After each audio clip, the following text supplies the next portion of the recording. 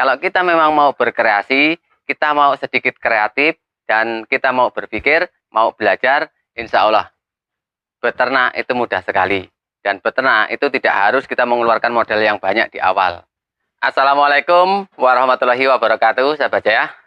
Ketemu lagi dengan saya Yanto di Kandang Jaya Farm. Banyak pertanyaan dari teman-teman yang mau memulai usaha peternakan kambing domba. Idealnya ternak jenis apa dulu yang lebih mudah dan juga menghasilkan. Nah, di sini sedikit akan kita jelaskan tentang garis besarnya saja. Khususnya peternakan kambing domba itu semua menghasilkan, baik yang di breeding atau di pembiakan, di pembesaran, di penggemukan, susu, kambing kontes, kambing seni, ketangkasan, itu semua punya potensi penghasilan yang luar biasa. Dan tentunya ada pasarnya sendiri-sendiri. Nah, kalau kami boleh menyarankan, bagi teman-teman yang memang mau masuk ke usaha ternak kambing domba, sebaiknya dimulai dari sedikit dulu. Kalau bisa memang di breeding dulu. Itu untuk permulaan. Nggak usah banyak, ya mulai dari 5 ekor sampai 10 ekor dulu. Nah, dari ternak yang sedikit itu benar-benar nanti kita pelajari. Benar-benar kita sekolah di situ. Dari soal pakan, soal perawatan, penanganan pada saat kambingnya ada masalah, dan juga yang paling penting pemasaran. Nah, kenapa kita sarankan di breeding? Karena ternak yang paling aman itu adalah di breeding. Karena dari breeding itu nanti kita bisa jual cempe, kita bisa jual jantan, kita bisa masuk ke penggemukan. Kalau memang dari breeding itu sudah berhasil. Makanya dimulai dari 5-10 ekor dulu. Nah, nanti setelah kita benar-benar berhasil menguasai ternak yang sedikit itu tadi, di situ baru kita berpikir lain. Tapi sebelumnya, ini sering kita sampaikan, mental kita atau mindset kita itu benar-benar harus kita setting dari awal.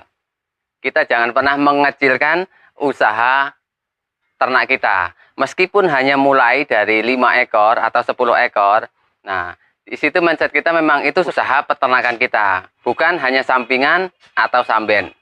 Nah, dengan cara seperti itu, upaya kita di dalam mengelola usaha peternakan kita itu akan maksimal, itu akan totalitas. Nah, sahabat Jaya, setelah kita berhasil mempelajari dan juga kita sudah sukses di ternak kita yang sedikit itu tadi, kita jangan terburu-buru untuk kita menambah populasi dulu. Karena kita memang belum dapat hasil di ternak kita. Cara yang paling tepat yang harus kita lakukan itu adalah gimana kita bisa punya usaha turunan dari usaha ternak kita. Kenapa?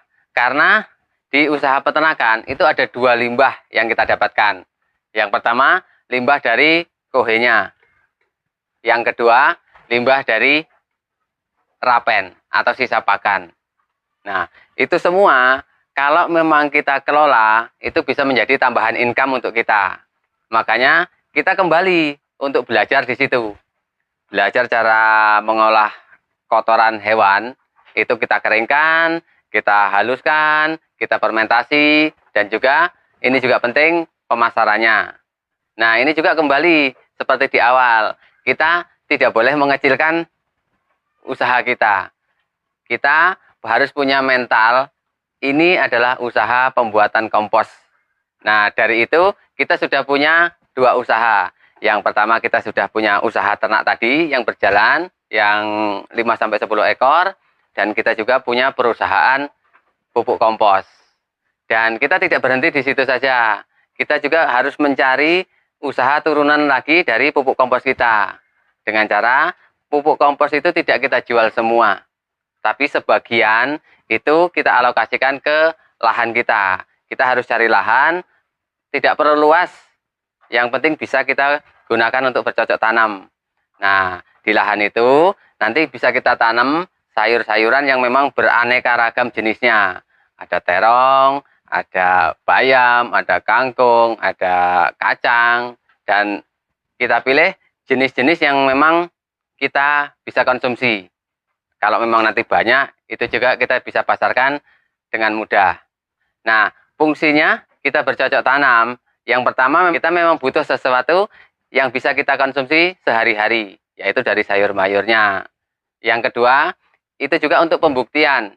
Jadi kita jual pupuk, kalau kita tidak punya bukti bahwa pupuk itu bagus, itu kita masih kesulitan di dalam pemasarannya.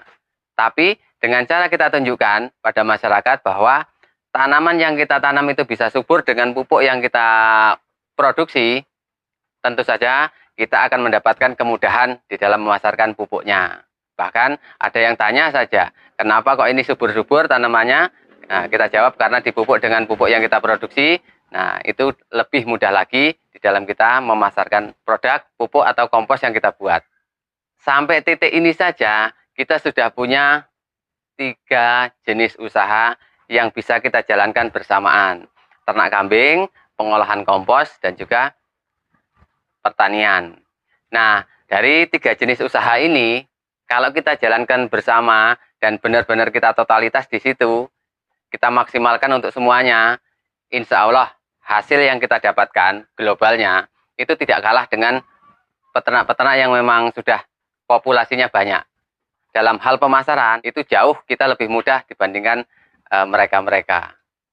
Nah, sahabat saya, tidak selesai di situ saja. Kalau kita memang mau mengembangkan lagi, itu tinggal kita rubah yang kita tanam. Kalau bisa, limbah dari yang kita tanam itu bisa kita kembalikan lagi ke ternak-ternak kita. Misalnya kita bisa tanam tanaman-tanaman yang memang ternak sukai. Misalnya batang jagung. Nah, dari tebun jagungnya itu bisa mensuplai kebutuhan pakan ternak-ternak kita. Dan dari buah jagungnya, ini kalau kita mau, ini bisa menjadi usaha turunan berikutnya. Kita bisa ternak ayam yang kita sudah punya pakannya, yaitu jagung itu tadi. Dan gitu seterusnya, insya Allah kalau kita memang mau berkreasi, kita mau sedikit kreatif, dan kita mau berpikir, mau belajar, insya Allah beternak itu mudah sekali. Dan beternak itu tidak harus kita mengeluarkan modal yang banyak di awal. Tidak harus langsung banyak populasinya, tidak harus kita bikin kandang yang besar dulu, yang megah dulu, tapi dengan kita bikin seadanya dulu, insya Allah dengan kita mau berkreasi, hasilnya tidak kalah dengan teman-teman yang ternaknya banyak. Nah, sahabat saya, yang kami sampaikan di video ini bukan hanya sekedar teori saja. Kami sudah mempraktekkan semua step by step. Dari dulu sampai hari ini pun kita masih menerapkan metode seperti ini. Bahkan kalau di Jaya Farm, usaha peternakan kami itu menghasilkan banyak usaha turunan yang hasilnya itu imbang dengan hasil ternaknya. Bahkan hasil usaha turunannya ada yang lebih besar dibandingkan hasil ternaknya. Nah, monggo bagi teman-teman yang memang masih bingung dengan metode ini, monggo silahkan pinarak di Jaya Farm. Kita ngobrol langsung cara kami di dalam menjalankan sebuah usaha ternak yang berkaitan dengan pertanian, perdagangan, dan masih banyak lagi. Kita bisa ngobrol langsung, bertukar pikiran, insya Allah ini akan ada manfaatnya. Ini saja yang bisa saya sampaikan di video kali ini. Kita jumpa kembali di video-video kami berikutnya. Mohon maaf bila ada kekurangan. Terima kasih. Wassalamualaikum warahmatullahi wabarakatuh.